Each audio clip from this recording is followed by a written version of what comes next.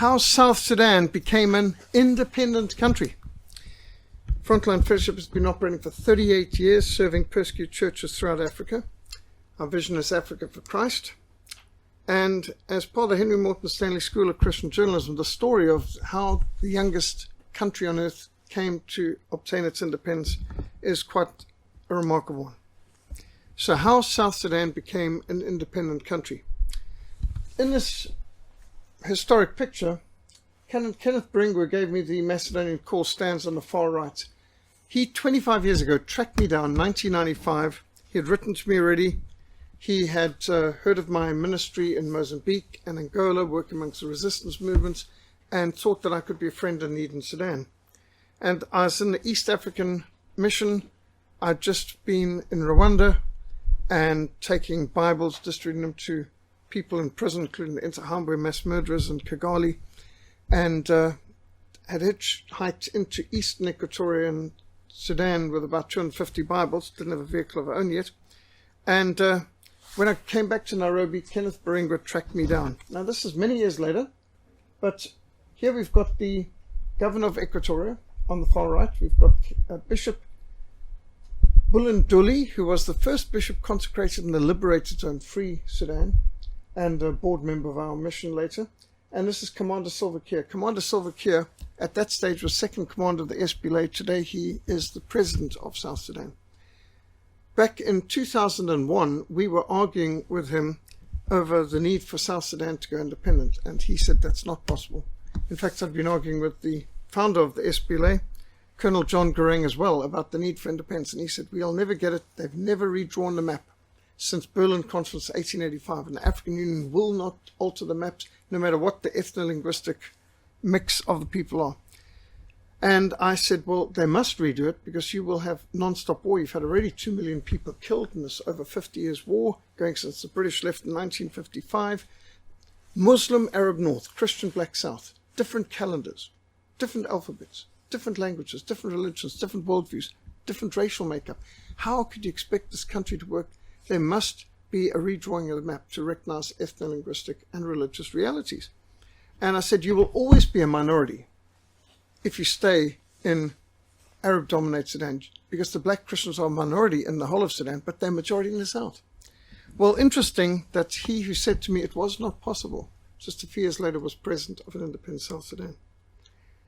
The Muslim world is the biggest, most resistant, most difficult, closed mission fields on earth.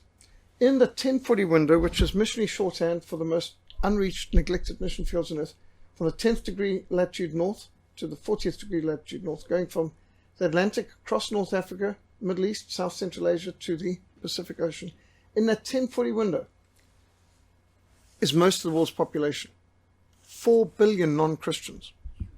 The least amount of missionaries, the most amount of wars, the most amount of terrorism, the most amount of persecution, the most of everything bad and the least of everything good, basically, in the 1040 window. And that's the final missions frontier. And part of that 1040 window is Sudan, which is the subject of tonight. In Isaiah 18, verse 2, we read, "Go, swift messengers, to a people tall and smooth-skinned, to a people feared far and wide, an aggressive nation of strange speech, whose land is divided by rivers." Sudan is a land divided by rivers, the Blue Nile and the White Nile amongst others.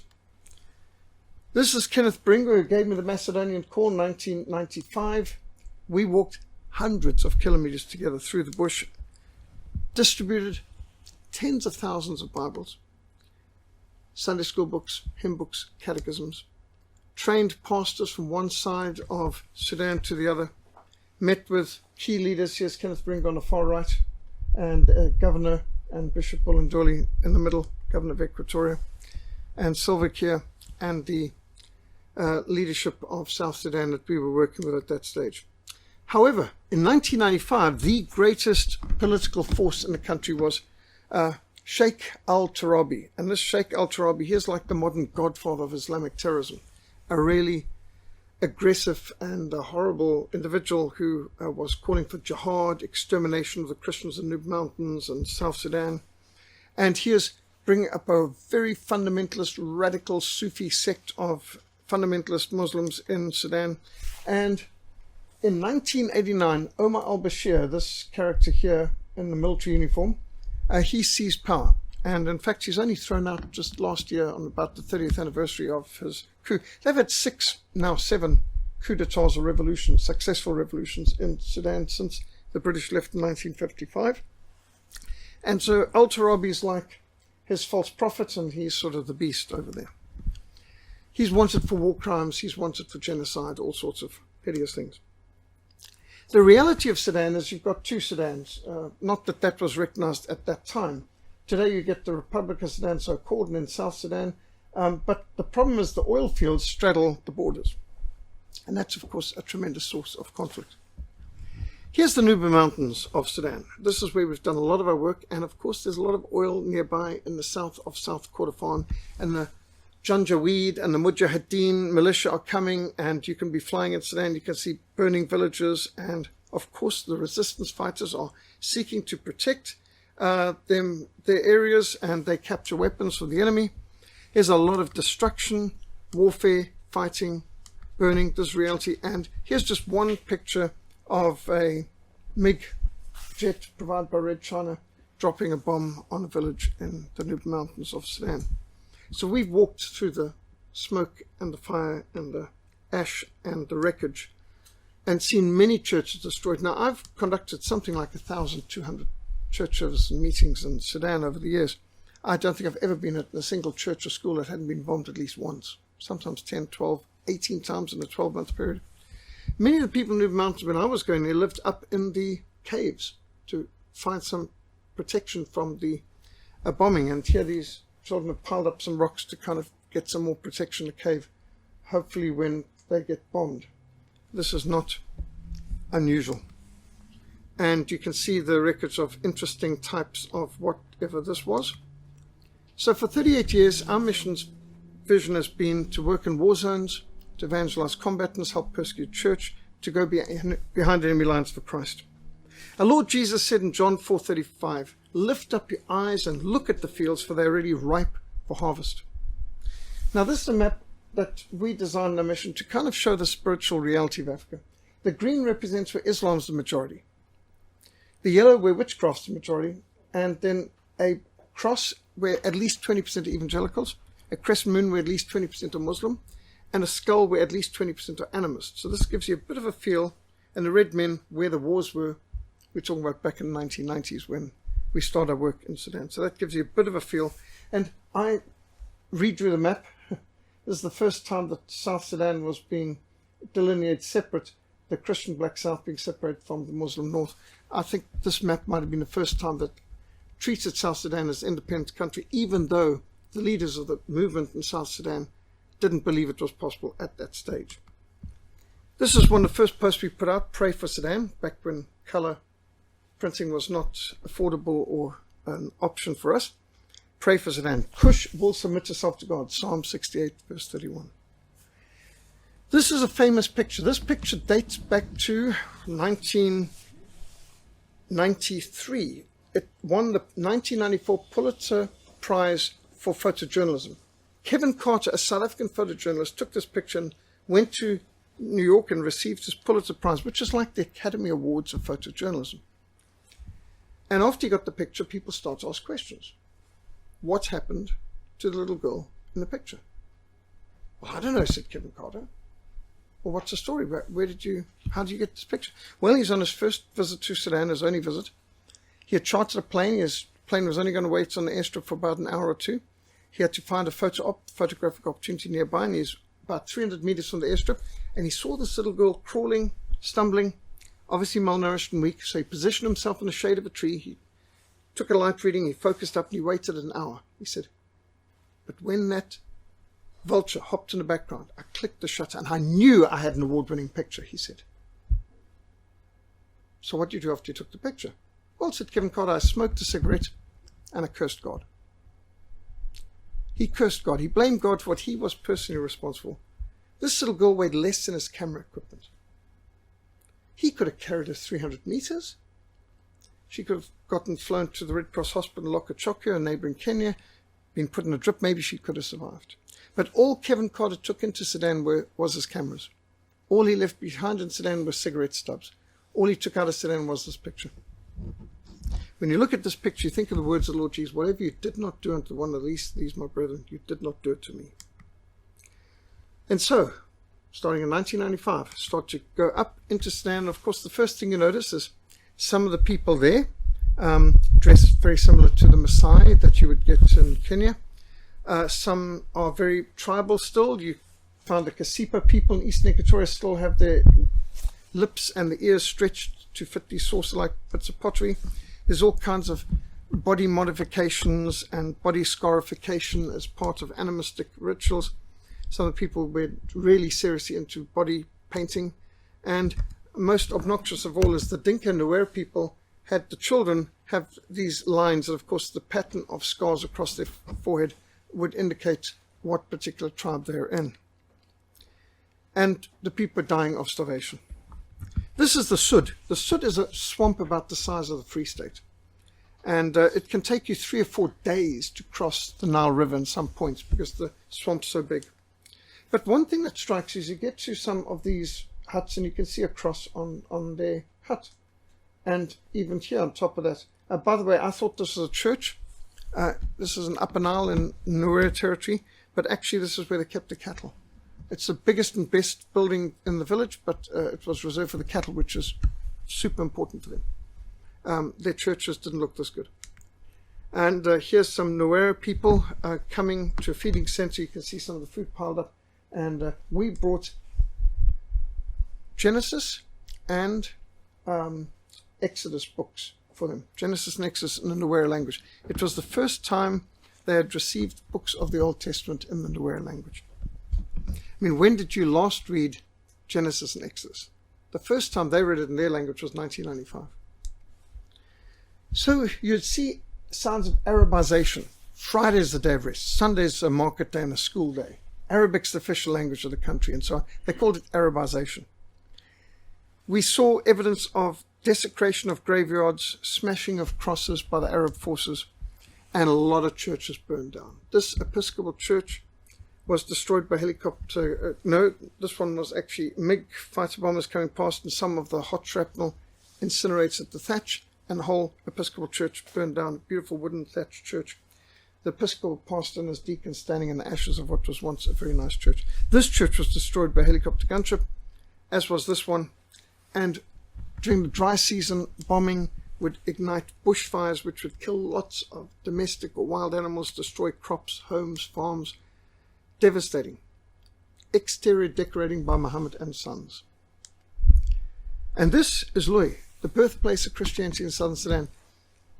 As you can see, the churches in Sudan were built on the graves of the missionaries. In this case, Reverend Dr. General Kenneth Fraser and his wife Eileen. And so one of the first things we'd be shown when we got to any of these places was the bomb shelter. Like good hospitality, here's the bomb shelter, here's an AK-47. Sort of like we might show people a bathroom and give them a towel or show them the kitchen and so on. It's just standard Sudanese hospitality. For very good real reason, because the bombings were constant, regular, incessant. This is damage done to the church at Lui, the birthplace of Christianity in southern Sudan. This church has been bombed 10 times while I was there, destroyed 3 times, rebuilt each time. Pastor Vasco examining the West Wall. And Reverend Jeffrey Kianga and Pastor Vasco with me examining the damage done by a bombing just the day after Christmas, 26th of December 1999. The mosque nearby has never had anyone worship in it. It's overgrown. The only thing moving in there is insects and snakes. But what's happened, but it's never been desecrated by the Christians. The Muslims planted mosques everywhere, even where there were no Muslims. And they sort of hoped Muslims would come, but nobody got converted, nobody ever used these places. And interestingly, the Christians didn't take it down, although it's some pretty good building material. I've preached in this church maybe more than any other outside of South Africa. This is the Episcopal Church in Kotobi. And after my first mission there, I came back and it was destroyed. Helicopter gunships had destroyed it. Came there in 1996, and there it was, destroyed by helicopter gunships. 5 people had been killed in the attack. And these pastors had walked for many miles to come to have a Muslim evangelism workshop. And the venue was destroyed. but they still stood with a Christian flag in the ashes of this charred remains of the church. They still want me to teach them how to win their enemies to Christ. Here's Canon Reuben, the oldest man in the district, helping to rebuild the church. Interestingly enough, he is part of the Equatorial Corps. British trained, they were the Black South Army. And the Equatorial Corps, his Unit B company, actually fired the first shots of the war. As the British were leaving in 1955, before even the day of independence, they'd already evacuated the south, they're getting ready to leave Khartoum. The Arabs came and told the Equatorial Corps to stack all their weapons up in the armory and to come without their weapons and come north. They're coming on a train. And the Equatorial Corps said, no, we know you Arabs. You will just treat us like you always have as slaves. We're the guardians of the south. We're not laying down our weapons. And so a confrontation occurred. They killed the Arab officers, and that was the beginning of Ananya I, or the first war of liberation, which started already in 1955, before the British had even left. The civil war between North and South, Arab and Black, was on. While they were rebuilding this church, as the church at Kodabi, we rigged up a screen and we showed them different films, the Jesus film, Ben-Hur, Khartoum. Last week I spoke about General Charles Gordon. This is one of our library copies of this great classic, and it was there that I had someone come to me after the showing and said, it seems to me that Ben-Hur is Gordon Pasha. I had to explain, yes, well, that's good observation, but you see, they're depicting events 2,500 years apart, but Charlton Heston's an actor, and these people really got confused. When we had finished the church, we hadn't factored in thatch season. There was no thatch to harvest, and so we had to put plastic on the roof for the first few months before there was a chance to actually harvest some thatch for the roof. But anyway, this was the church at Kodabi, and this is now fully rebuilt, a bit bigger than it was originally, actually. And we've had a lot of service in there. Well, since 1988, the United Nations had been operating in what they called Operation Lifeline Sudan, OLS. And as I document in my book on Sudan, Faith Under Fire in Sudan, it is nothing but corruption and incompetence.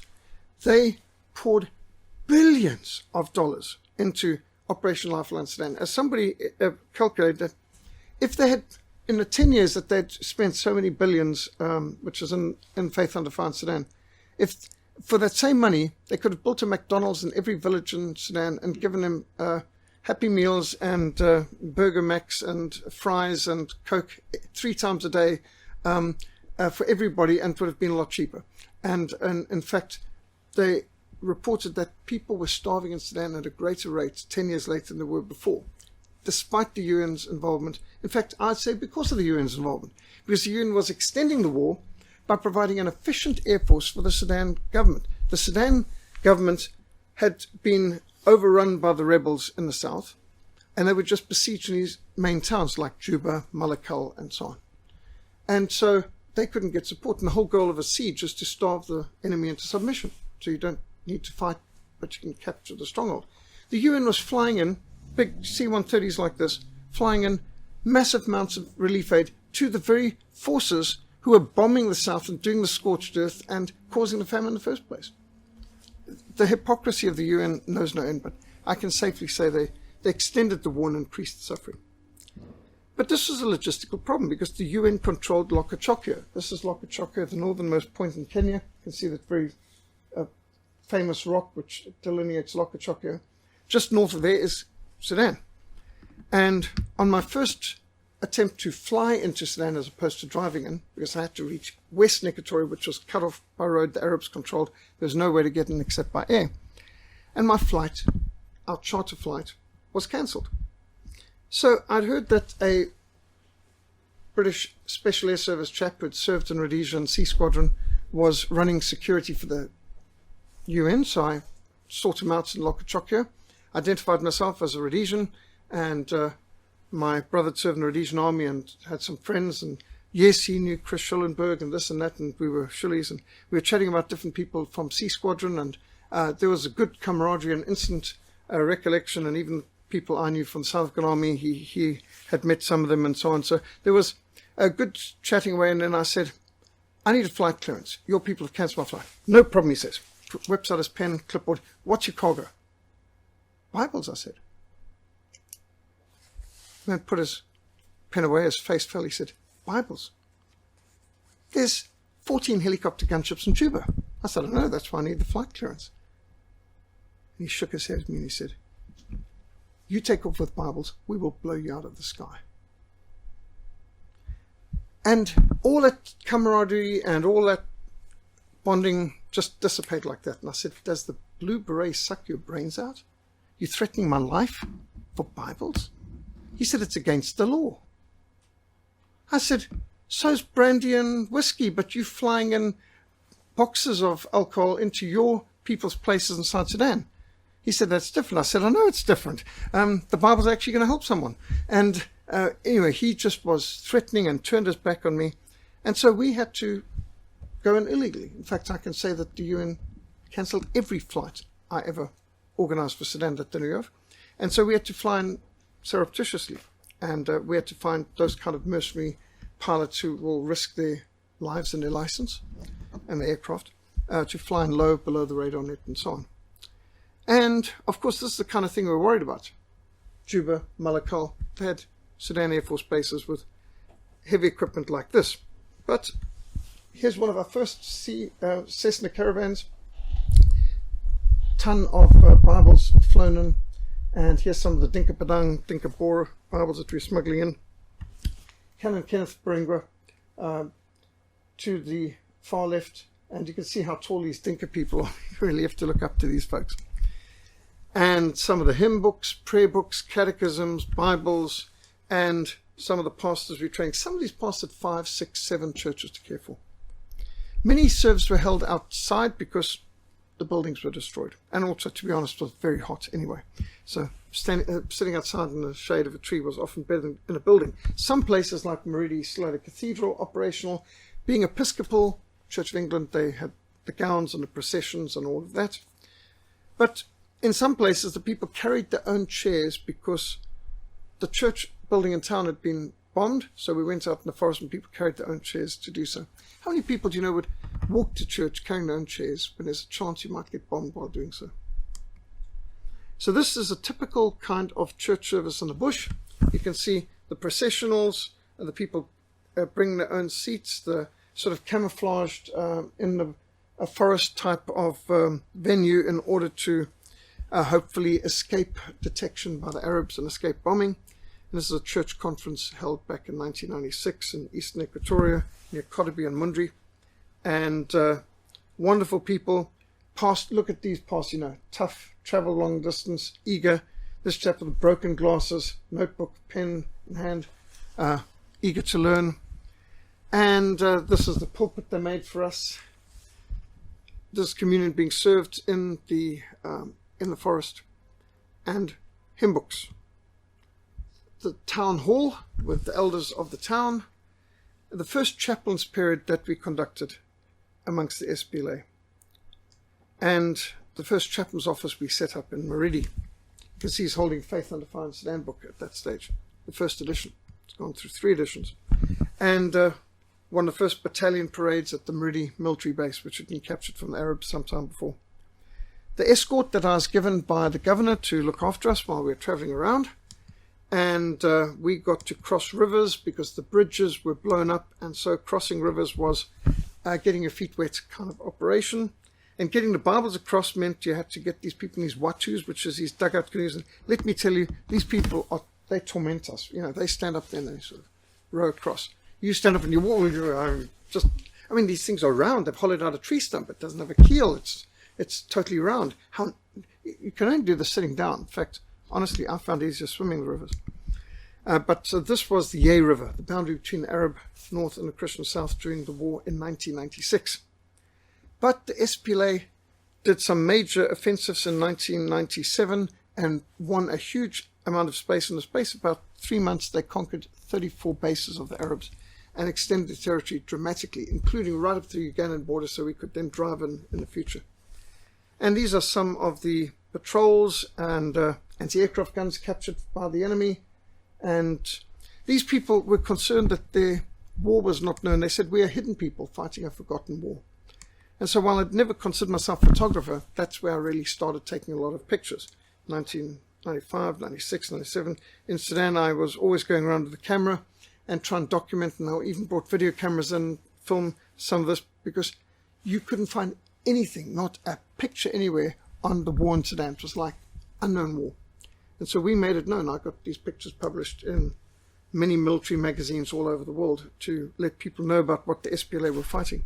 Here they are reading one of the frontline users, seeing their pictures and their stories in them, to know they're not alone, to know they're not forgotten. This is the actual battlefront. And here you can see at the front with a Christian flag holding up the Faith Under Fire in Sudan book. And they were giving cheers and, Viva Frontline and all that sort of thing. Which is not very normal for us, but there we go. And ministering amongst them, I remember on this occasion I had a Nigerian missionary with us, and the Nigerian missionary stood up and he preached from one of these passages in Joshua about kill them all, leave not one person alive, women, children. This. I thought, where's he going with this? And, at the end it was, Viva SPLA, and so we came back and said, Elton, what are you doing? He said, well, the Arabs are terrible. I said, that's a specific command to specific people. We have to teach biblical principles. We take prisoners of war. We don't mistreat prisoners of war. You don't kill civilians. He said, but they're doing it to us. He said, Elton, we're meant to be lifting these people's stands up. I'm so glad no one was recording that one. It was terrible. But, people, he came from the Ibu area of Nigeria, and they had no love for the Muslims in Nigeria, and he was whipping these people up to war crimes. So had to try and undo that damage. Here we are with some of our friends in the trenches. Frontline news, radio operator, heading off on patrol. Where do you get your weapons from? The enemy is my quartermaster. All the weapons I have are what they captured from the enemy. So where does the enemy get their weapons? Red China, Indonesia and Malaysia. Those are the main suppliers of their weapons. You could see Chinese block weapons all over. And these are pictures that actually have become fairly iconic, published in quite a few publications, military magazines around the world, that I took at the battlefront to try and make the SPLA and their fight known better. And you can see a lot of good Chinese weapons here. So they didn't have a chaplain's corps. In fact, the SPLA had been a Marxist revolutionary group when it had started in neighboring Ethiopia, and with the support of Mengistu, the hideous dictator of Ethiopia. And through our ministry and Kenneth Baringwas, who invited me, we got them to get rid of the commissars, get rid of the Red Stars, bring in chaplains, bring in the Christian flags, have Bible studies. I believe it's the only example of a Marxist revolutionary movement being turned into an officially Christian group and ditching the Marxist roots. These are some of the chaplains we were training. We trained the first 50 chaplains. My wife sewed the berets, badges on. We designed the badges for the SPLA, took them in for them and equipped them with the Bibles and backpacks. And these are some of the SPLA chaplains in training. Some of the churches we gathered at. This is right at the battlefront, actually. We came under artillery and rocket bombardment while I was preaching on Psalm 46 here, and that was documented in the 3 Days in Sudan film, which was done by a war correspondent who was sent in to do a hatchet job on me. But he ended up doing a very positive film. Interesting how an artillery bombardment can change a person's perspective. And we took in evangelistic materials, the man in the box who speaks my language, the hand-cranked, solar panel powered tape recorders from Bible media or gospel recordings. And these are some of the chaplains. You can always get an audience with these man in the box who speaks my languages. And with the flip charts, Sunday school outreaches, Chaplain Peter Jonathan, one of our first of the 4 chaplains we began training. And I think you can see some old South African SADF uniforms that were donated by some of our people up there to them, because they often didn't have uniforms and they were in tatters and had what they captured from the enemy. So you can see some of the SPLA badges that we designed and got printed in Cape Town. Chaplain Peter praying for the SPLA troops as they're about to go on patrol. Bibles being distributed to the troops. I snapped this picture close to the battlefront of a soldier doing his daily quiet time with the new moral Bible we're taking in. This is part of our projects of Bibles, Bible bags, boots, berets, and Bible media. A whole bunch of bees that we were equipping the chaplains with. Maybe if you can just go one photo back, you can see all of them have flip-flops on. That's pretty common, yes, to see soldiers walking with flip-flops. They didn't have boots. So I thought they needed boots. I took their sizes. went to a boot factory in Pardon Island and got 50 boots made for them, or purchased. And so took these back and they were handed over to them. And next thing I saw these chaplains walking with the boots around their necks, walking barefoot or in slip-slops, and arriving at church. And when they get to church, putting on the boots as they come into church. And I said, that's not the purpose of the boots. It's meant to protect you. He says, but he wants these boots to last. So he's got them in the church service. Walks barefoot between and puts them on when he comes into church. So these were some of our, you can see Arabic, English, New Testaments, parallel, the Bible media, gospel recordings, messengers, and then God's Story VCD kits. This was a really great invention brought to us. It's a little screen, but those little PA systems were really effective. Battery powered. We also had solar panel recharging abilities for them. And so we were equipping them with little things that gave a 1 hour God story. It was basically creation to Christ. Very simple video presentation. And you'd see masses, a whole church, a whole marketplace all gathering. And I mean, they can't see that little screen, but they're listening at great intent. And this just gave them opportunities to gather crowds anywhere and taught them evangelistic opportunities. You can see some of the old solar panels we started carrying. Those are actually the first ones we ever had. Flexible. You could strap them to your backpack, walk all day, getting enough sunlight to recharge, and then you'd have about 4 hours of battery power from that solar panel that we had attached to the backpack, so they have to charge you. Video projector, the VCD kits, and all of that. They wanted, of course, communion equipment, so we took in communion kits for the chaplains as well. And most exciting for them was seeing their pictures, their stories, to know they're not alone, they're not forgotten. Here you can see the t-shirts we got made in Cape Town of SPLA chaplains, the berets that Nora sewed up, and Bible, beret, and boots. And here we were for a while, training the chaplains with these berets and with the SPLA t-shirts. Later they were able to get proper uniforms, but with the Christian flags we were training them to be real soldiers, not a rabble in the bush. And this is the first chaplains conference that we conducted back in 1997 in Bishop Gwynn Bible College, and this is quite an opportunity. Bibles, Bible teaching materials, and bikes. This is another major thing, to give mobility. When we realized how many pastors had 4 or 5 or even 6 or 7 congregations to care for, giving them a bicycle multiplied the ministry, that they could get to several churches on a single Sunday, and not just to one church a month or something like that. And so the Bibles and bikes, we took in hundreds of bicycles. And here you can see some of the bags. They're equipped with Bible bags, gospel recordings, materials, all good, well kitted out, Bibles and bikes. This is a major project for a lot of times. Chaplain Moses over here, and some of the SPLA chaplains at the training base in Jumbo, about to head out on the road to Juba. Fully kitted out with VCD kits and gospel messengers. And then there was the need for chaplains' handbooks and chaplains' prayer books, and they've gone through several editions over the years, and now we've got the most up-to-date one, the chaplains' handbook, which combines the prayer book as well. And these are being used in other countries as well, but especially by the Sudanese.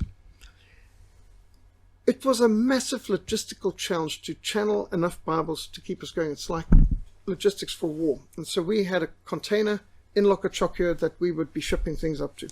And so sometimes when you're waiting for your plane and there's this or that delay for whatever reason, we'd do some ministry in Lokachokyo. So I went to the local Red Cross official and I tried to see if he would let us distribute Bibles in the Red Cross hospital. They had apparently over 200 patients, all from Sudan, in the Red Cross hospital in Lokachokyo. Many of them war-wounded, lost limbs, traumatized, of course, by the war. So I went to the Red Cross official, who's French-speaking, and I asked him if we could distribute Bibles, and he said, oh, no, absolutely not. The Red Cross is a secular organization. I said, could you please explain to me the significance of the Red Cross? He started to choke and splutter and cough, and he said, no, it's got nothing to do with religion. It's simply an identification symbol, purely an identification symbol. It's the Swiss flag reversed. So I said, now, you know why Switzerland's got a white cross and red, and you know why the Red Cross got a red cross and white. And do you know that the founder was an evangelical Christian, And in fact, I've been to the Red Cross Museum, the International Committee of the Red Cross Museum in Geneva, and they've got the first things on display. They found his Bible, the scripture verses, Good Samaritan, heal the sick, love your neighbor, do to as you want to be done unto, go and do likewise. I mean, these are the first exhibits in the museum. This is the founding of the Red Cross. I said, why are you ashamed of your roots? He hung his head and he said, it's very difficult. Sudan's an Islamic country and so on and so forth. And I said, okay, let me ask you a question. I know you're treating the people medically, but what are you doing for them spiritually? What are you doing for them mentally, emotionally? Do you have a library for them? No, he said, we don't have books in their languages. I said, I've got books in their languages. I've got the book in their languages. So after a while he said, okay, I'll tell you what, I'll let you go, but you're not allowed to force the Bibles on anyone, only to those people who want it. Sure, no problem. We went there and we were basically run down by people on one legs and in their wheelchairs storming us, and this Frenchman had to be helping me just reading because, you know, I couldn't cope with the volume. It was just overwhelming. And the people were so excited, dancing, singing. And he said, I had no idea that people want Bibles. You're always welcome. Anytime you come in. Next time I came back, I found he'd been replaced, said the hospital. Still, we did manage to smuggle in Bibles there on another occasion too, to the Red Cross Hospital. I remember one occasion we went there and I wanted to get in and there was an absolute no. So I went on a Saturday night to the Red Cross Hospital and we got to the gates, and of course I knew all the whiteys, expatriates, would be in town getting drunk. So get then, there's only some black people at the gate, Kenyans on. I've got some medicines to donate. I said we're going in early tomorrow morning to Sudan, which is true, and we have to just read these because these are scheduled for medicines. We don't have anyone qualified enough to administer them, so we need to donate these medicines that were given to us to Red Cross Hospital. Well, can't you come back on Monday? No, we can't. We're leaving tomorrow, first thing, flying in. We've got to leave very early because we've got church service in there.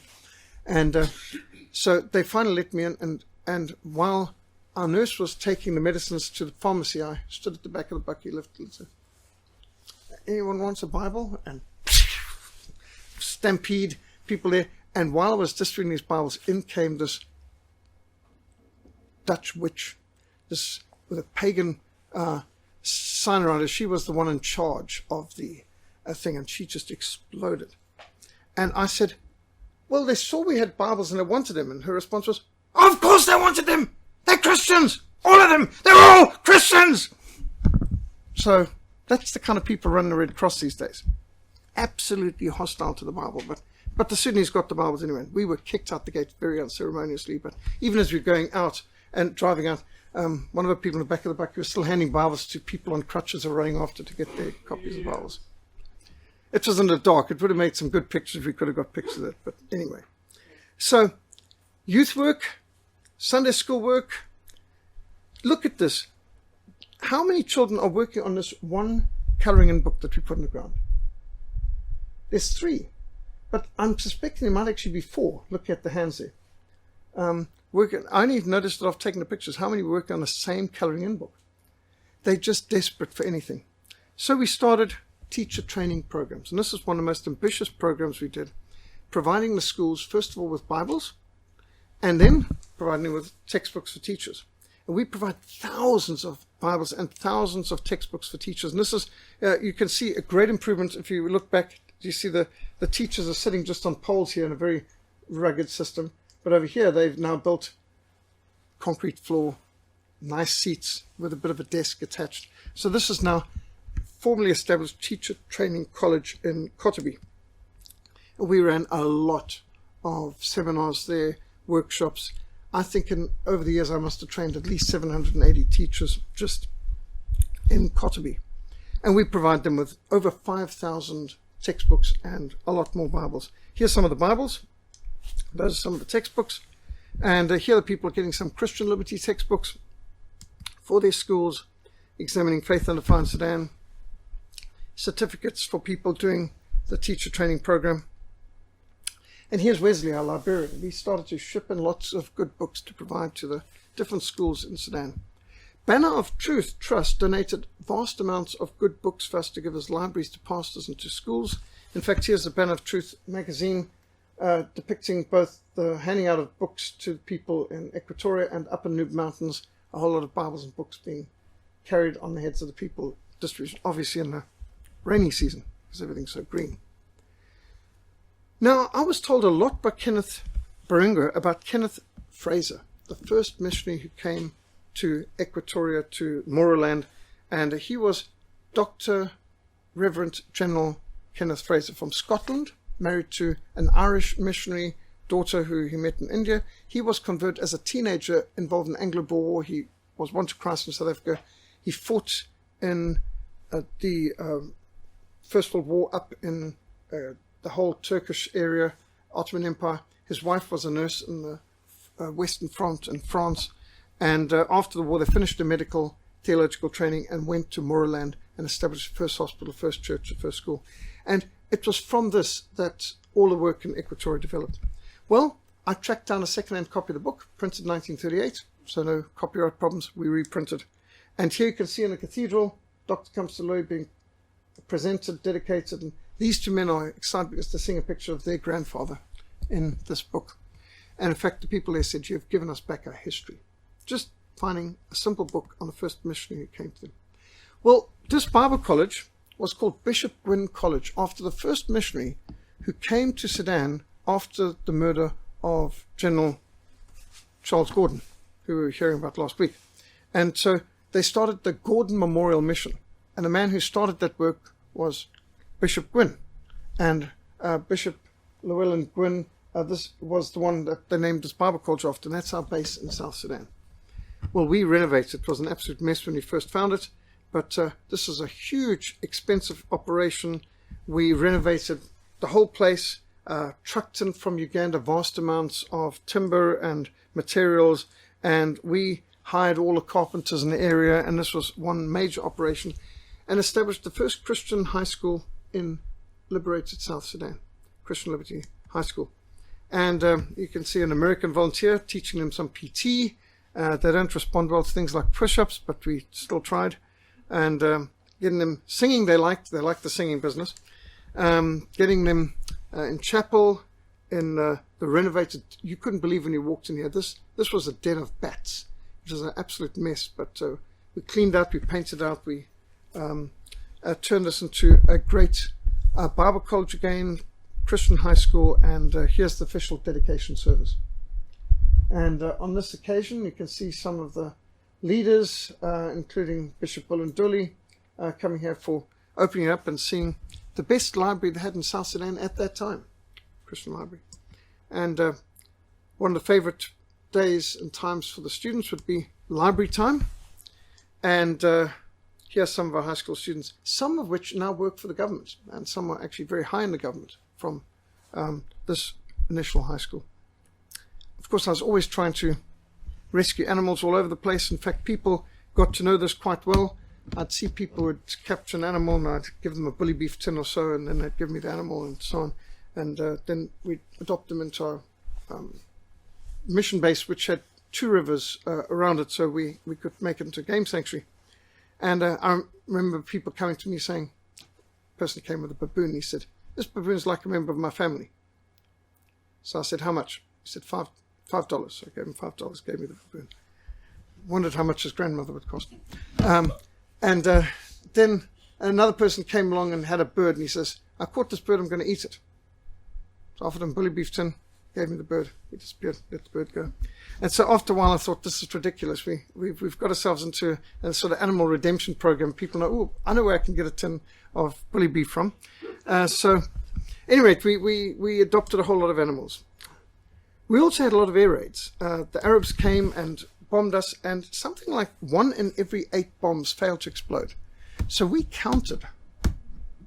At one stage, we had 14 unexploded bombs just in and around our school and mission base, Bishop Gwyn College.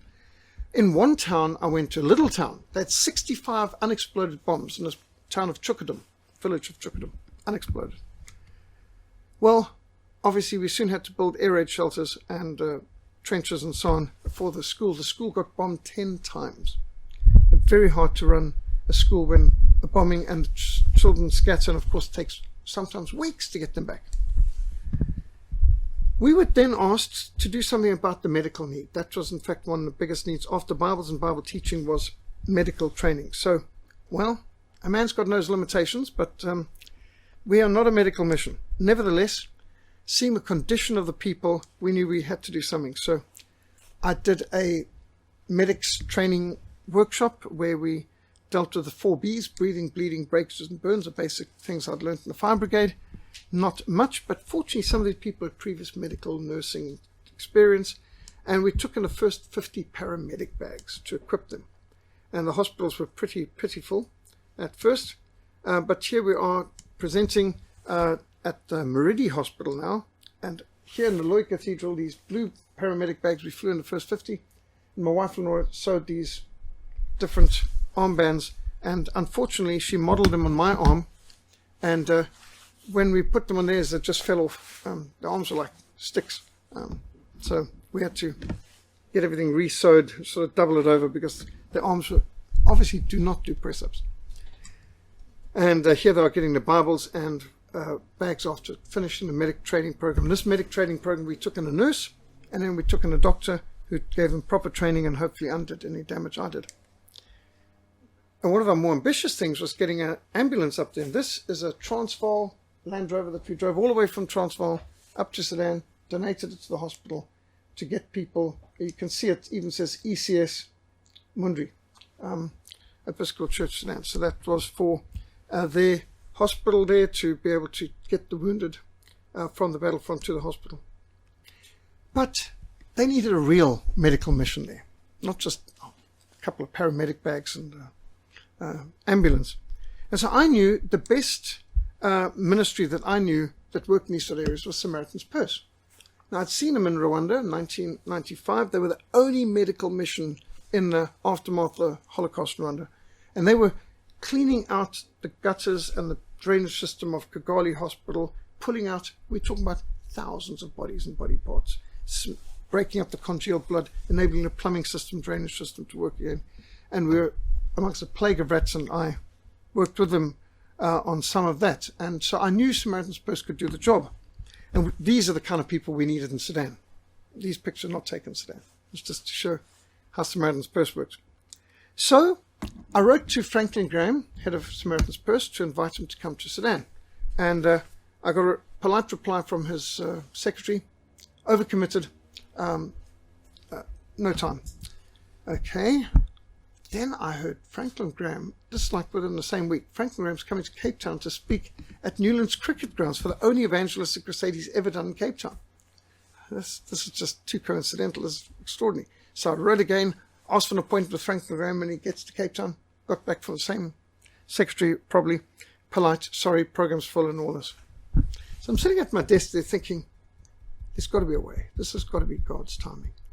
And delivered to my desk in front of me was a gold embossed thick letter, opened up, and inside was a card in gilt from the Mayor of Cape Town inviting me to a prayer breakfast where the special guest speaker would be Franklin Graham. So I praised God. I made sure I was the first person there, arrived super early, and as I got off my motorbike, parked right close to the entrance town hall, with my motorbike helmet over my arm, walked up the front door, and there's the Mayor and Franklin Graham. I shook Franklin Graham's hand and I said, I believe you're also a motorbiker. And he beamed and he told me about his Harley Davidson. And then I said, I believe you've been training the resistance fighters in amongst the Contras in Nicaragua. Yes.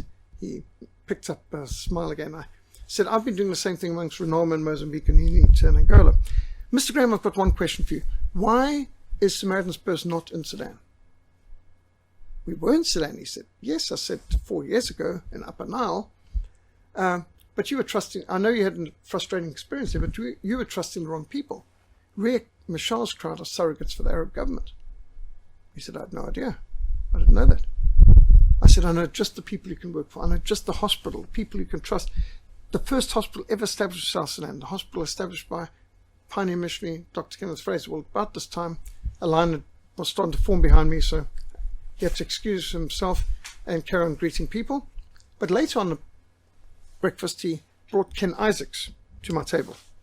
And Ken Isaacs was his operations man. He said, explain to Ken Isaacs what you were telling me. So here's Ken Isaacs. In fact, this is taken up in Sudan too, later. But so at first, Ken Isaacs was leaning back, arms folded, legs crossed, closed body language. But within a few minutes, he's leaning forward, looking at my pictures, looking at the map, asking questions. Well, 2 days later, I get a phone call from him. Peter,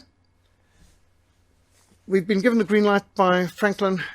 You need to take us in 2 days' time. I said, 2 days' time? I've got a program. I've got commitments. He said, Peter, you have a green light. Go through the intersection. So I scrapped my program, cancelled everything. And 2 days later, I was in Nairobi to fly them into Sudan. Well, that was quite an interesting situation, because we're going into an area where we're wanting to show them the needs in the hospital and all this. Well, I told Franklin, I told Frank Graham and Ken Isaacs about the moral people and Kenneth Fraser, and I gave all these different stories about the great discipleship. And one of my comments was, the moral people are so trustworthy. You could leave your wallet lying on the market, outside the marketplace on the main road, and someone would bring it to you and nothing would be missing. This must have really irritated him, because on the day we were heading out of Kotzebue on our way to Lui, to the hospital, which had just been liberated from the Arabs. So it was actually still booby-trapped and minefield and all that. But as we were about to drive out, he said to me, do you really believe that rubbish you said about wallet outside the marketplace? I said, yes, give me your wallet. And he threw it out the window unceremoniously, landed on the road, just to the side of the road, outside the marketplace as we drove around. The 4 Americans in a vehicle were just roaring with laughter. And I felt sick. Because while I believe the moral people are trustworthy, I started to think, well, what if a person of another tribe's coming past? And, so I must say, throughout the day, my thoughts returned. Not that there was a lot in the wallet. Only a few notes, a couple of cards, and my ID card. But it's the principle of the matter. And late that night came back, nothing. So I'm actually getting very nervous. But the next morning on the way to church, Canon Reuben came up to me and said, with 2 boys next to him, said, is this your wallet? These 2 boys found it by the marketplace. Hand me the wallet, opened it up, nothing missing. My ID card with my pictures there, so it's kind of obviously wallet to this. But I looked sideways at Ken Isaacs and the Americans, their mouths were open there. Jaws wide open, eyes, they were shocked, they were impressed. And within a few weeks, they were back in there, and they'd set up a magnificent hospital setup, and Samaritan's Purse moved in, and Ken Isaac said to me, we are never anywhere more than 6 months. We never commit to anywhere more than 3 months. We'll commit to Louis for 6 months. 10 years later, they were still there. In fact, I said to Ken Isaac after, I said, Ken, I thought you said you'd never work anywhere more than 6 months. He said, it's your fault. You did such a good job fundraising on our video that we've now got 2.5 million designated for South Sudan. We'll be here for years before we can finish it off. In fact, after 10 years, to get out of the hospital, they started building churches of the people whose church had been burnt down, and nice churches. And in fact, they built something like 275 churches, and they built a lot of wells, and they did a lot of good just to be able to use the designated funds for Sudan. So they were obviously better funded than we are. But wonderful work here. And here's Bill Bathman, founder of In Touch Mission, Pioneers and Network, 67 years ministering to persecuted church, most in Eastern Europe, and chairman of our board at the time. Took him up on his 71st birthday, 50 years in missions, and took him up to Sudan, right to the battlefront. Here you can see one of the bomb craters right close to the bishop's house. This was close to our vehicle. This shows what happens when you are driving with the window up, listening to some music or something. Next thing, the vehicle was rocked before they even heard the afterburners or the MiG, because supersonic planes go faster than sound. And so the first thing our team heard was the explosion, felt the explosion before they even heard anything. You cannot travel in a war zone with your windows up and music on. You've got to have the windows down. You've got to be listening to everything. Anyway, this is a close call. This is what it looks like often, just vast amounts of open territory. And this is the border going from Kenya into Sudan, back when I first crossed the border. And I'm sure it's very different now. And on the way, you start to see shot out tanks, shot up vehicles, ambush alley. And when you see that hard-skinned tanks didn't survive, and there you're driving a soft-skinned vehicle, let me tell you, this radically improves your prayer life. This will give you revival in your devotional life. You want to know that you're right with God when you're driving in that sort of area where landmines are the national plant. And you can see the conditions of the road were often quite bad, and the bridges weren't that good either. This is why we need these snorkels on the side of our vehicles, and that's why we've got to always plasticize and seal and duct tape our trunks with the Bibles and the boxes and the plastic inside to make sure nothing gets wet crossing these rivers. I've driven through with the water up to my chest height. And of course you always walk ahead with cane and work out where the potholes are, where the big rocks are. You don't want to rip out the underbelly of the vehicle. And on occasion we will fly the Christian flag because you don't want to be killed by friendly fire. The Americans like friendly fire, but we don't, and it's not very friendly, just for starters. So, because many of the vehicles could be Arab or UN, we just at least like the Christians to know that we're on their side.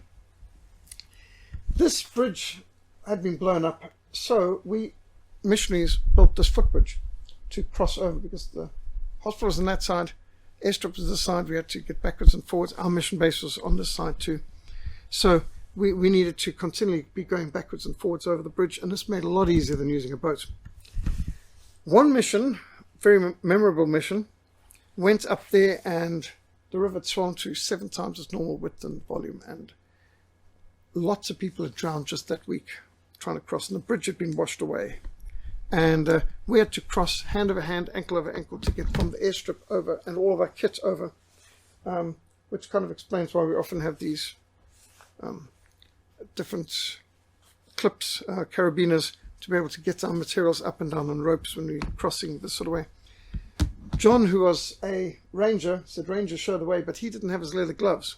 I had my leather gloves, but I was passing bits of his blood and flesh all the way along this 100-meter iron metal frame cable. And there he got to the other side, although he fell in on the way. He just couldn't take it. Punishment was horrific. It's punishing on our tires too, those roads.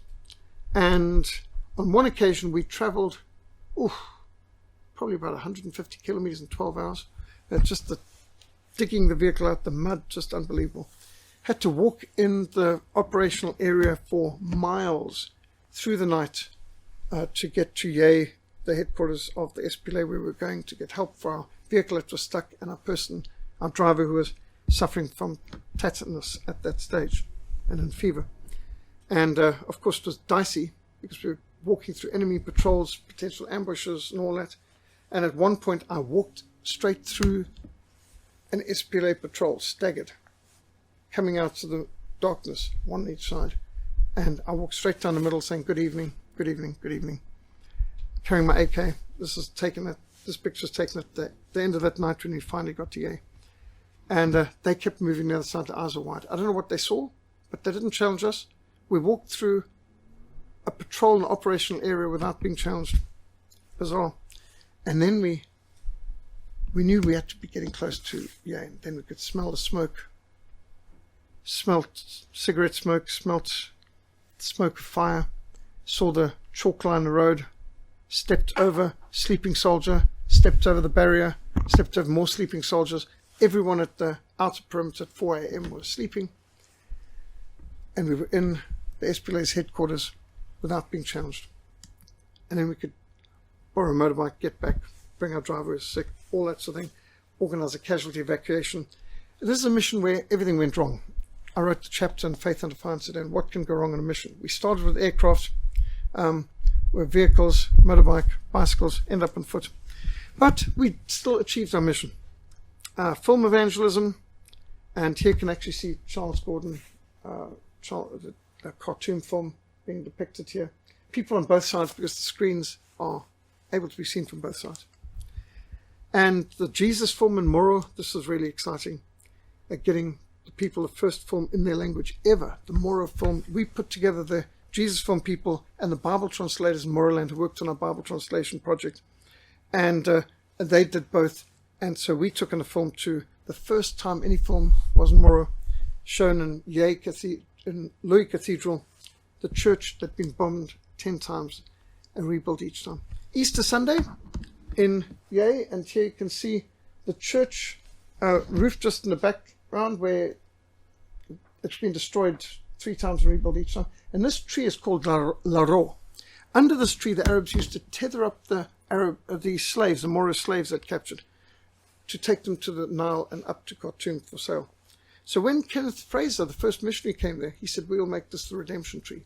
Start the Bible study. In fact, Sunday school still held under the tree. And from here, first church, first school, first hospital, all that organized. And here they are celebrating Resurrection Sunday. Between this tree and the church are the graves of the missionaries who planted the church here. And around the church, about 140 bomb craters. Tells you a story. Well, renting aircraft, sometimes DC-3 Dakotas, Second World War vintage planes, sometimes Mitsubishis, and smuggling in Bibles. The Cessna caravan, one caravan could take about 1 ton, but a DC-3 could take in 3 tons. Of course, they cost more, but they've got a longer range, and we would use those particularly to fly out the Nubian Mountains. Now, this is a turboprop conversion, ex-South African Air Force DC-3, and we've taken tons of Bibles and books into the Nubian Mountains in South Sudan with ex-South African Air Force DC-3s flown by ex-South African Air Force pilots. And here's our ambulance, Land Rover. And this is the largest shipment of Bibles ever smuggled into officially Islamic country to that date. It's 1998. And first time on this newly liberated airstrip, which had been in Arab hands a few months before. And this Land Rover driven all the way up from Cape Town. This Pat Matriciano, who produced Sudan Hidden Holocaust film. Quite a historic event. And that record was broken just 2 years ago by Aubrey, Ben, John, Hunter, and then last year broken again, even more, when they took in over 100,000 Bibles and books into the Nubian Mountains each year. And that dwarfed this previous record. The Moro Hymn Book, Moro Catechism Book, these are some of the early printing projects, and our biggest project to that date was the Moro Bible. 1 kilogram each. The Moro Bible was translated, well, the Gospels and Acts were done by Reverend Kenneth Fraser, then Canon Israel Awiri did the rest of the Bible, and as the Bible translator was on his way to the road to Juba to get the Bibles printed, he was killed in ambush with Arabs. And we learned about this 9 years later, that these Bibles are still waiting printing. And even though we're a small mission, this is way past our budget, I said we'll get done. We got the first 10,000 printed in Singapore, shipped in, distributed. This is 3,000 Bibles. That's 3 tons of Bibles, 1 DC-3 load, in front of Loy Cathedral, with Reverend Jeffrey Kunga receiving them. And Kenneth Beringwa at Kotobi Church. And here on the road to Juba, close to where the Bible translator lay buried, we were running an evangelism explosion training clinic with a team from America, from Fort Lauderdale. It was Dr. James Kennedy's evangelism explosion team was sent to help us run EE clinic. And we had trained them in EE, chaplains, teachers, pastors.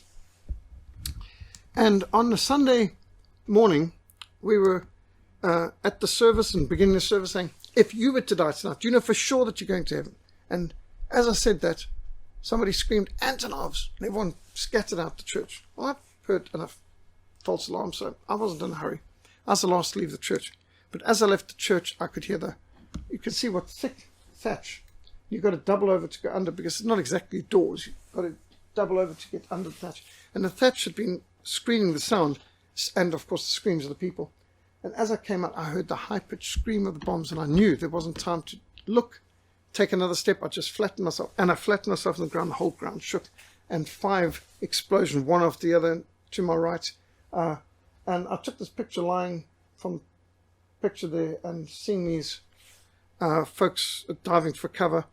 And I actually had whipped out my camera while we were there, and I was taking the pictures of this, and I thought this is nice 35mm camera. And as I got to into the spool, which is 32 spool, and it started to automatically rewind. I got into military mode, pulled out my spare 35mm film, flicked open the back, and exposed the whole reel. And this was the only picture that survived of that particular thing. When I realized what I was doing, of course I shut it, but it was like I was acting like guns out of ammunition, slam the next magazine. But of course, automatic cameras in those days didn't quite work that way. So I lost some brilliant war footage of pillars of fire and all that. Well, it came around and dropped another 3 on us. That was 8 1,000-kilogram bombs. And I was just 17 meters from point of impact and got my ribs cracked. And I must say, when I felt that kick in the side, I thought that was it. But it must have been a bark of a tree because it was metal. It would have gone through me. I'd cracked ribs. I knew about it for the next 6 weeks. But we've got these pieces of shrapnel that were lying around us at the church at the front as part of our ornaments and paperweights. Not only did we not lose anyone, we gained people. I mean, imagine this. You had 8 1,000-kilogram bombs in an area the size of a football field. 300 people in church that day. Nobody killed, nobody seriously injured. And more people attended the service after the bombing than before. People came to see it. And the highlight of this service was presenting the first Bible in a moral language to the people. And I point out to people, do you realize that some people hate the Word of God so much they're willing to kill to stop it? Others love the Word of God so much they're willing to die to advance it. Do you know the first Bible in the English language had to be translated in Germany and printed in Germany and smuggled through the Netherlands into England, bales of cotton. And all 6,000 of the first English New Testaments printed by William Tyndale were confiscated and burned by the Bishop of London. And only 2 survived to this day. One was sold recently for £5.7 million. I didn't add the money part, that's irrelevant to them, but I point out we're just a few miles from where the Bible translator Ezra Loweri lies, buried. And here we are, on the first day we're presenting his translation to your community, and we bombed on Sunday morning. How much clearer is it to you that the Bible is a message of life and death? One of the greatest church services I've attended, 5-hour church service in all. And here's Chaplain Moses and Chaplain John outside the church. And here's some of the shrapnel that we picked up at one of the points of impact. Soldiers came from far and wide to see the church had been bombed but still stood. We continued the clinic, and here's the chaplains and teachers and pastors who completed the clinic with us the next week. And people came to see the trees that were blown over with shrapnel, but the church still stood. Trees were full of shrapnel, but we weren't. One person said, this happened to show the power of God. Another said, the Bibles of the Christians are more powerful than the bombs of the Muslims. Zephaniah 3:10 says, from beyond the rivers of Cush, my worshippers, my scattered people, will bring me offerings. This man said, the Bibles of the Christians are more powerful than the bombs of the Muslims. And speaking of which, another time, another place, this bomb failed to explode, but if it had exploded, it would have taken the church and the compound where we were meeting off the map. So why did Despelay even dig it out? I said, why don't you just leave it? I said, oh, we need the explosives to give back to the Arabs. It's more blessed to give than to receive. Matthew 16:18 says, on this rock I will build my church, and the gates of hell shall not prevail against it. And Jesus Christ is building his church in Sudan. And in the Nuba Mountains, which is an island of Christianity in the Sea of Islam to the north of South Sudan, we've had to smuggle in tons of Bibles and books and get past helicopter gunships like these horrible flying tanks, Mi-8 helicopters, Mi-24 Hind helicopters, I should say. And here's a picture taken under fire by our team. This team was being strafed, rocketed, machine gunned by one of these Hind helicopters on arrival in Nuba Mountains, 1997. Some of the people wounded, injured, shot up. This woman had to have what was left of her leg amputated without anesthetic. Can you imagine? This group of SPLA took our team and protected them and got them over to another airfield about 120 odd miles away where we could fly another aircraft and extract them. And so I immediately started to put together a new team, hired this Hawker Siddeley to fly in more Bibles and books. This is the Bible in Arabic. And this is the inside the plane. You may wonder why we got so many empty containers of water bottle, 20-litre bottles. Well, you'll see just now why that's absolutely vital over there. We took in 2 tons of Bibles, 1 ton of educational materials, 1 ton of agricultural tools and seed, which included mosquito nets and these water containers. Here you can see the group of people snaking through the mountains. I was way ahead of them and rushed ahead to get this picture, in fact, and see them coming up with the blackboards and the mosquito nets and other things like that, chalkboards for the chalk for schools. These are all volunteers. They weren't paid to do this, and there was no money or anything to use money whether back there at that time. And back at this stage when I went to New Mountains, there was no such thing as vehicles or roads either, so it all had to be carried. Scorched earth, everything necessary to sustain life is being destroyed. Poisoning wells, crucifying pastors, destroying everything. James Cromer, 52 years old when I took this picture, had his left arm cut off by the Arabs above the elbow. They destroyed his farm, stole everything, chopped his arm off so that he could not join a resistance. Why would you want to join a resistance when you've got a government that understanding?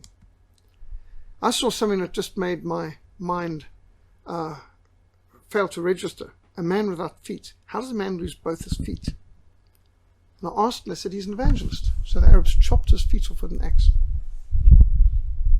Now the Bible says how beautiful in the mountains are the feet of him who brings good news. This man had no feet, and yet he didn't allow the inconvenience of not having feet keep him from taking the gospel to his neighbors. He still rode on a donkey or walked on his knees, which are quite callous. The Arabs have established peace camps, and they take children away for the parents, and they bring them up as Arabs. They give them Arab names, they're forced to speak Arabic, they're beaten if they speak their own language, forced to stand in the sun holding rocks in each hand and beaten if they lower their arms, while they've got to recite Arabic, they're beaten if they speak in the home language. Dar al-Islam's peace camps are called. And so 400,000 Nubians had fled up to the mountains, down the valley which used to be the farm, scorched earth, but the Arabs now controlled that. And they were holding out as besieged brethren under siege in the Nuba Mountains, an island of Christianity in the Sea of Islam. Weapons captured by the Arabs. We walked hundreds of kilometers from one side of the Nuba to the other, seeing the Christian flags flying from one side to the other. Well, we did donate them, those flags. These men said, we have been fighting the Arabs not for 50 years like the Southerners, but for 1,400 years, which is not much of an exaggeration, because the people of South Kordofan, the Nuba, have a history of resistance against Islam for centuries, over a millennium for sure. Our fathers fought Islam, our grandfathers fought Islam, we fight Islam, our grandchildren will fight Islam. We'll never bow to Mecca. And so chaplain's periods amongst these people.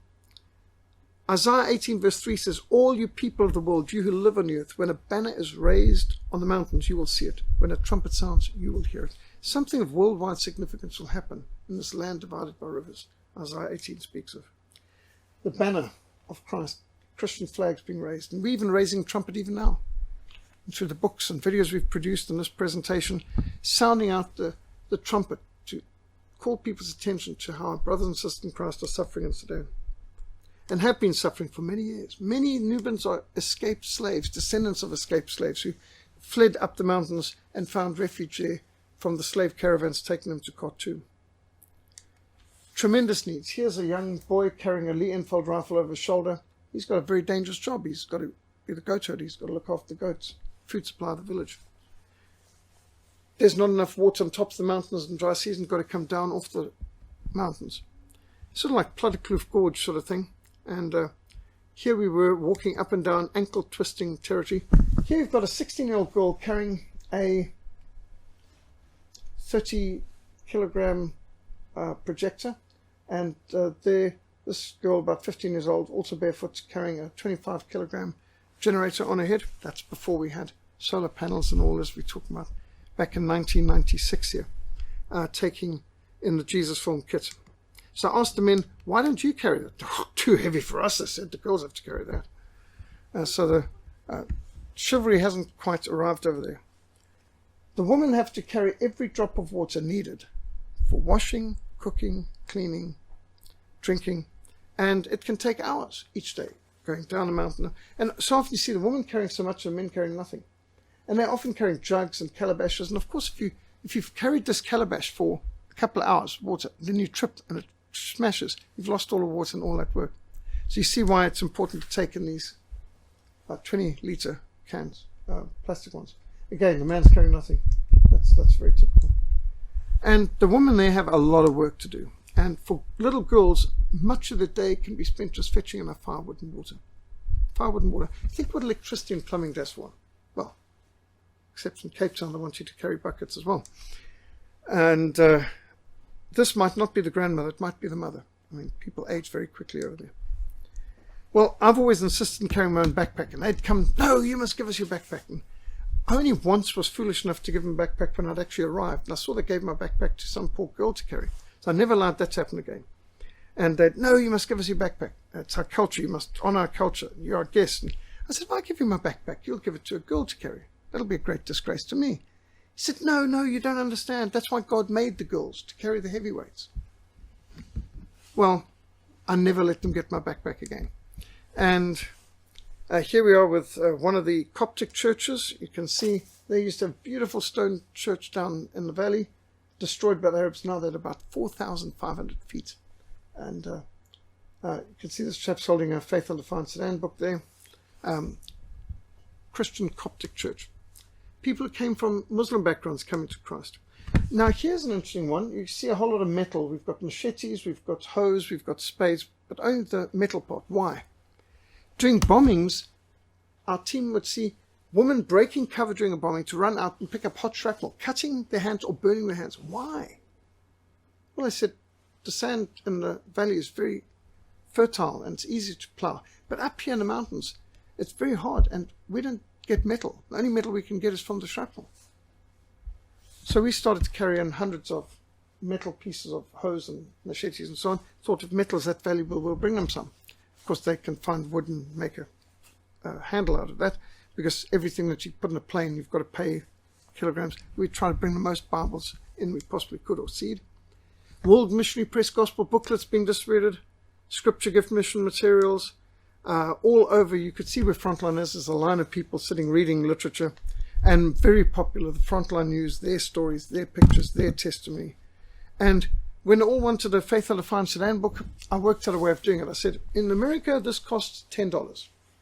In Sudan, this costs 10 commands. You tell me the 10 commands in English, because the book's in English, in order, I'll give you the Faith Under Fire in Sudan. And so I never had peace and quiet off that. Wherever I was, even if I was trying to shower in the morning, people would be lined up there reciting 10 commands, wanting me to give them a Faith Under Fire in Sudan book.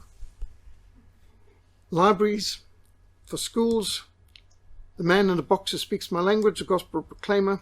We equipped hundreds of evangelists with these kits where they could carry them over their shoulders, and the flip charts. This rivets the people. They are not in a media-saturated society, and so it was wonderful to get there and to make an impact and equip evangelists with the entire marketplace would just come to a standstill. They would be riveted to hear the man in the box who speaks my language and to see these colorful flip charts. And then Bible Media in Wellington provide us with these prototype waterproof backpacks to have both the flip charts and a tape deck with the 8 hours of cassettes. And we took them in, and our only feedback was, look, these are great and so on, but could you have a duller color? Yellow is a bit bright. Could you have beige, please? The Arabs put a price on my head, and they actually on the Government of Sudan Ministry of Foreign Affairs website had an article, Why Churches in Sudan Are Not Bombed. It said, Peter Hammond is the main source of this lie that churches in Sudan have been bombed. Government of Sudan is a bunch of Democrats that never bomb anyone. But then said, but we'd make an exception in Peter Hammond's case. Peter Hammond should expect to be bombed every time he comes to Sudan. He should expect to be shot on sight because his writings make him an enemy of the state. And last I knew, that was still on the Government of Sudan Ministry of Foreign Affairs website. So we'd have to be very circumspect in our travels and not always go in the obvious direction and not sleep in the same place twice and keep moving, because people might get greedy to try and get some of the money on my head to turn these foreigners in. And there were attempts to ambush us. And there were times that we had to run all day, and there was traps that we escaped. And there were times I got into riots, like distributing gospel booklets in Oasis there, trying to cross from one part of the New Mountains to the other. And remember one time getting into a terrible scrap, and shots were fired. My escorts came in, knocking people in the face with rifle butts and dragging me out because the Muslims had started to riot because of my preaching. Film evangelism in the old days. You're talking about 4 reels of the Jesus film on the far left. Stand, screen, all that sort of thing. Projector, generator, fuel. 140 kilograms. If you're talking about 3 weeks ministry, if you've got enough fuel for it. Of course, batteries and solar panels make a big difference. Can you see the 16mm projector balanced on a rock over there? And all the people on their third leg. So this is not a drive-in, it's a walk-in. And the people there all come with their hiking sticks. And they got me in the Nuba Mountains into a habit of hiking with a stick too. But they said this is the first film they'd ever seen. And I liked the old 16mm projectors, even though they were heavier, more bulky, because you got 5 chances to preach before the film and between each reel. And while at the end of each reel we'd have to rewind. I mean, people today with DVDs and so on have hard trouble understanding this. We had 4 reels, and between each one you'd have to take from the front reel, rewind back to the back reel, so they're all still back on number 1, number 2, and so on, and then go on to the next one and so on. So in between, one of us would be preaching through interpreter, applying what they've learned in the first bit before the next. That is actually quite nice.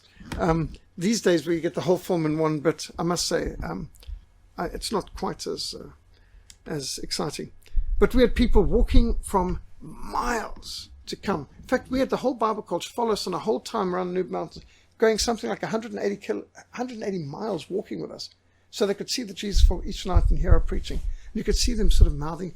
It's like they were memorizing the whole Gospel of Luke from the Jesus film. And I would tell my people, stand around the projector and protect the projector stand when it comes to the snake scene, because when Jesus tempted in the desert, the moment the snake appears on the screen, you start to see there's a whole lot of kids in the front start to run over the people behind, and you've got to actually protect the screen like a scrum from getting knocked flying from some of those kids who get the screaming. And for many of them, it's the first time anyone had ever seen a film, or for the children in particular. Some people said, when I was very young, I saw a film years ago when I visited Khartoum, but the Nuba Mountains films were almost unknown at this stage. I could give a few stories about when we had to run all day, being pursued by the Arabs and traps that they set for us. There's quite a lot of stories you can give about the battles in the Nuba Mountains. And when we flew in or out, we'd often have people who'd lost a limb, like this poor man, to landmines, and we'd be taking them in or out to get help or get a prosthetic limb. This is the Nuba Mountains flying in during the rainy season. Looks very different than dry season. And now you can see there's a rainy season. Notice all the people carrying the box of Bibles there are women. They always bring the women to carry the Bibles. This is what it can look like in the rainy season. And we took in the mine-clearing metal detectors up there, and to 3 of them, and took in a South African mine-clearing engineer to train them. Rush hour at the airstrip. This is at Foxtrot. And we actually had 2 Cessnas. We had ordered a DC-3, but for some reason they couldn't, and they gave us 2 Cessnas for the same price. And that enabled us in Sudan in the Holocaust to actually have a film of a plane taking off and from the air, because we were in 2 planes. We could actually film a plane landing, taking off, things like this, which was interesting opportunity. See the crashed plane on that side, and donated food. The planes that came to extract us, we always made sure they had a lot of good things to bring in too. Generally the food came on the second extraction flight, and then we'd take wounded people out with us. This is the Hawker Siddeley I flew in on that earlier mission, but another group had hired it when it crashed, so we weren't on this plane when it crashed, but I believe it's still there. Yeah. It's not going anywhere. They ran out of airstrip before they ran out of air speed. This is about the only shade you could get there, so it's one place people like to go and stop. You get the shade. This Bible College in Kauda, they were enthusiastic. They'd gather whenever we were coming there, and we'd have a week or so of leadership training with them. Sometimes the other side of the mountains, they'd walk to there. And hymn books, prayer books, catechisms, Otoro, Haiban, Krongo, unreached people group. And I remember being told that Krongo and unreached people group, you must get details of them. And I found out that the Krongo, in fact, had many Christians. And we actually found a Bible that had been translated into Krongo New Testament by Australian Sudan United missionaries, got it printed.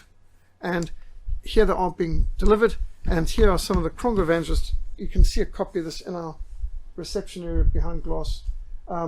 It's the same folio size of the old duck, duck, duck typewriters in the 1950s, because the missionaries who got translated were then expelled, and the Bible was banned, and no missionaries allowed since 1962 into northern Sudan.